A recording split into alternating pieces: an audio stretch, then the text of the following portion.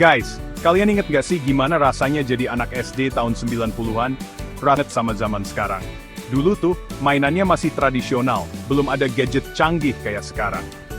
Nah, ngomongin soal tahun 90-an, gue jadi inget nih sama buku-buku pelajaran SD zaman dulu. Yang baca tulisan ini pasti ngerasain deh, gimana serunya belajar pakai buku-buku itu. Mulai dari buku bahasa Indonesia yang penuh cerita seru, sampai buku matematika yang bikin kita mikir keras.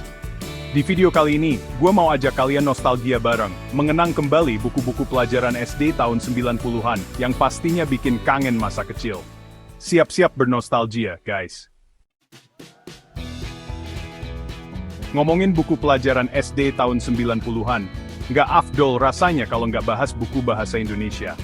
Gue inget banget, dulu buku ini tuh jadi andalan gue buat belajar membaca. Masih kebayang gimana susahnya dulu waktu pertama kali belajar membaca, merangkai huruf demi huruf jadi satu kata yang utuh. Tapi, di balik susahnya belajar membaca, ada rasa bangga dan senang yang nggak bisa diungkapin dengan kata-kata, waktu akhirnya bisa membaca dengan lancar. Buku-buku bahasa Indonesia zaman dulu tuh isinya juga seru-seru banget, penuh dengan cerita rakyat, dongeng, dan fable yang bikin kita betah baca berlama-lama. Dari cerita Malin Kundang sampai legenda Danau Toba, semuanya tersaji dengan apik dan menarik di buku ini. Nggak cuma itu, buku bahasa Indonesia juga ngajarin kita tentang pentingnya menulis dengan baik dan benar. Mulai dari belajar menulis huruf, merangkai kata, sampai membuat kalimat dan paragraf. Pokoknya, buku bahasa Indonesia ini punya peran penting banget deh dalam membentuk kemampuan membaca dan menulis kita waktu SD dulu. Nah, kalau buku yang satu ini nih, pasti udah kebayangkan gimana serunya. Yap, buku matematika. Buku yang selalu sukses bikin kita mikir keras, bahkan sampai garuk-garuk kepala yang gak gatel. Gue inget banget dulu waktu belajar perkalian dan pembagian, rasanya tuh kayak lagi belajar bahasa alien. Tapi di balik semua kesulitan itu, buku matematika ngajarin kita tentang pentingnya berpikir logis, analitis, dan sistematis. Apalagi kalau udah ketemu sama soal cerita. Bikin pusing 7 keliling.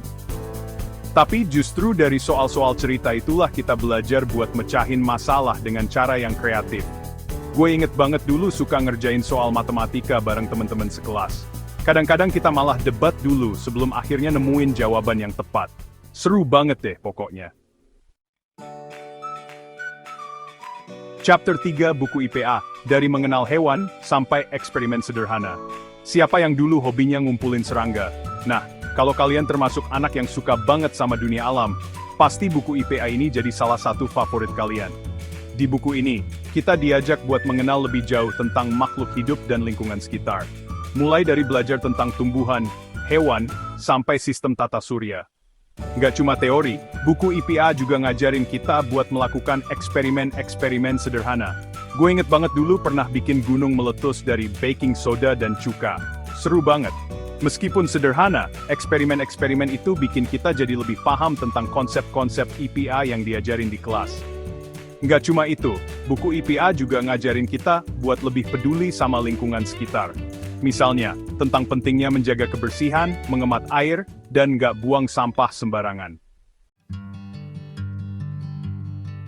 Chapter 4, buku IPS, menjelajahi Indonesia dari Sabang sampai Merauke. Buku IPS juga nggak kalah serunya guys.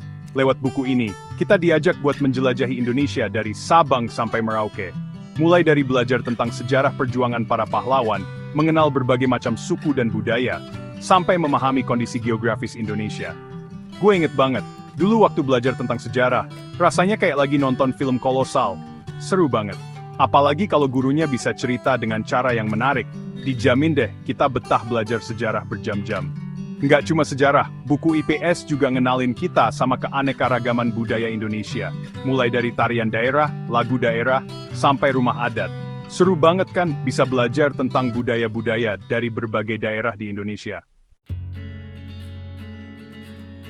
Chapter 5, buku PPKN, menjadi warga negara yang baik dan benar.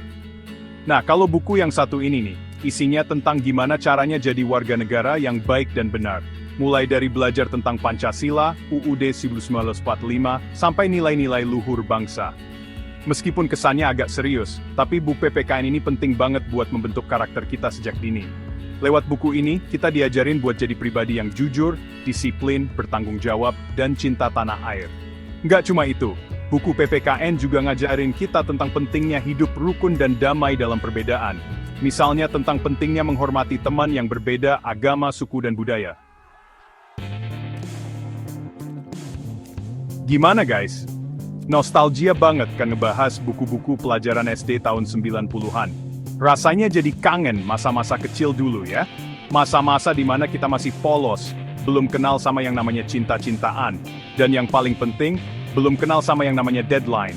Buat kalian yang ngalamin masa SD di tahun 90-an, pasti ngerasain banget deh gimana serunya belajar pakai buku-buku itu. Semoga video kali ini bisa sedikit mengobati rasa kangen kalian sama masa kecil ya. Jangan lupa subscribe channel ini dan share video ini ke teman-teman kalian ya.